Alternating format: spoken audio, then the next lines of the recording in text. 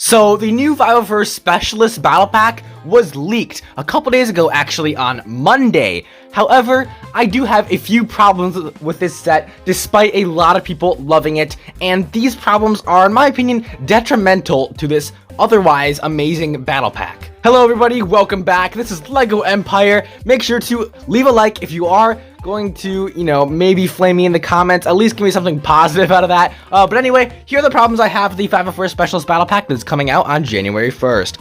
First of all, the macro binoculars. This is an amazing new piece we've been waiting for LEGO to make for a long time. Now, that being said, it's not perfect. So basically, pulling up a picture of this looks like a prototype piece with no printing. Except this is the real piece. Now, you might be saying, don't be picky, LEGO Empire. Come on, we've been waiting for this piece forever. That's the exact point I'm trying to make. If LEGO had so long to perfect a piece like this, why is it they rush it and don't even put a little black line to add some extra detailing? And you might also be thinking that's not how macro binoculars actually look. But if you compare it to this photo, you can clearly tell there is color variations in the macro binoculars and it's not just fully white. So this is quite a problem in my opinion, and I think LEGO definitely needs to fix this either before it is released or, I don't know, maybe in the future if they have macro binoculars and other sets like this. Next up, we have a lack of cloth pieces, especially camas. So I was expecting at least on our officer minifigure there would be some sort of comma and pauldron, but there isn't. And maybe there could have been commas on the heavy troopers, because heavy troopers have commas on their legs, and the specialists could have gotten a special blue pauldron on one side, but no, we don't really get that because LEGO just hasn't really used cloth for things like this in a long time. The only thing that you still use cloths for in LEGO Star Wars is capes, and it's extremely sad they took away cloths from minifigures like Snow Troopers and Clone Troopers and all of that, because I really miss that. I'm looking at some Snow Troopers right now that have cloth, and it just makes me sad thinking that both 501st Troopers and Snow Troopers are never going to have that again, and all Clone Troopers in general, not just 501st Troopers. So, that being out of the way, let's get into the next thing I don't like about this battle pack.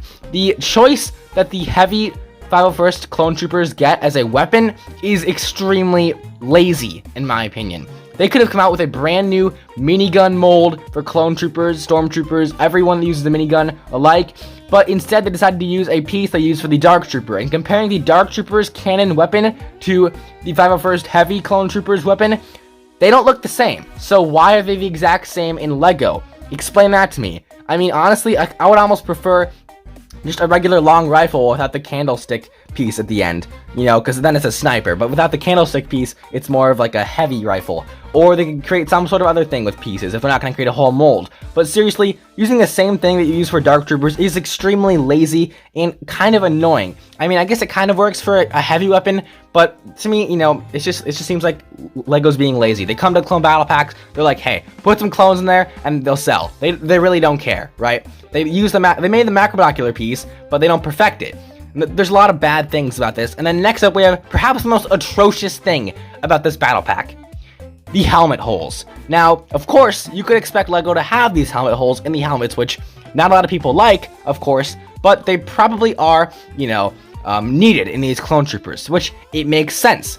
But they're in the wrong place. Like M&I Productions have previously stated for the 212th Clone Troopers, the holes in the helmets are way up than where they need to be, and it just doesn't make sense that LEGO made them that way. But on top of this is the part that makes this really maddening, right? I expected LEGO to have holes in the helmet the exact same way they did with the 212th. There's no way they would fix that in their clones in just a few short months.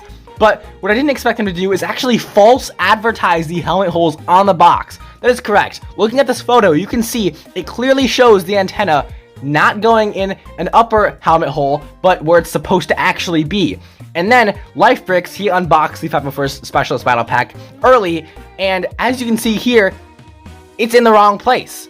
What the heck? They're false advertising now, even more. And it really sucks, right? With the 212th ATTE, they had the helmets looking very nice on the box art, and then you get the helmets in real life, and the fins, or like those orange arrows, don't go all the way down to the point. And now we have this helmet hole catastrophe, and it's false advertising as well. It's so annoying.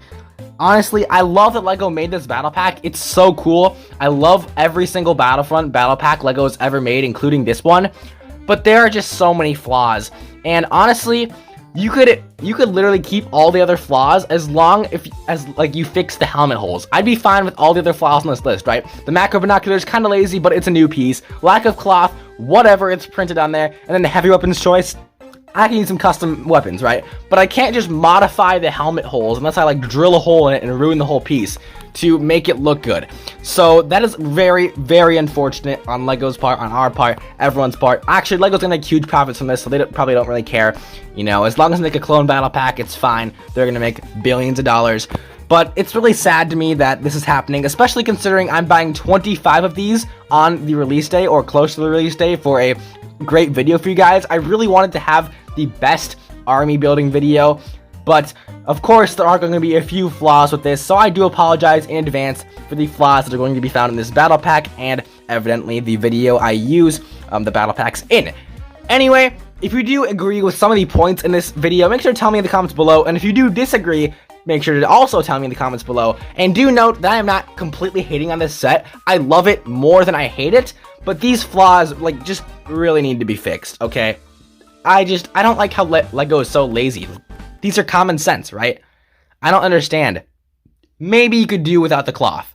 That was kind of like a thing that fans kind of want, but you know, cloth can deteriorate. LEGO could have reasons for that. But seriously, being lazy on the heavy weapons choice and the macro binoculars, really zero excuse for that. It's extremely, extremely annoying that LEGO has to keep doing this. And then the helmet holes is just an inexcusable thing.